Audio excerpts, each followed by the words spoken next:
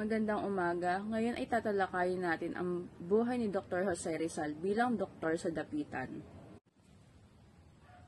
Si Rizal bilang doktor sa Dapitan. Noong 1892 hanggang 1896, si Rizal ay aktibong naglingkod bilang isang doktor. Pangalan ng mga kwarto ni Rizal: kwarto ng konsultasyon. Dito niya sinusuri at tinatanggap ang mga pasyente. Kwarto ng operasyon. Ginagamit niya ito para sa mga simpleng operasyon, lalo na sa may mga sakit sa mata. Kwarto ng pahingahan. Para sa mga pasyenteng kailangan magpagaling. Mga pasyenteng natulungan ni Rizal: Padre Pablo Pastel, isang Jesuistang pare na posibleng naging pasyente niya. Ina ni Dr. Pio Valenzuela. Ginamot ni Rizal mula sa sakit sa mata.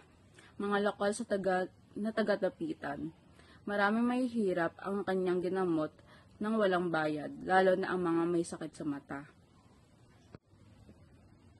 Ang mga mayayamang pasyente ay nagbayad sa kanyang serbisyo at ginamit niya ang perang ito para sa ikabubuti ng komunidad. Noong August 1893, inoperahan niya ang kanyang ina, si Doña Teodora, sa mata. Ang sekretarya ni Rizal.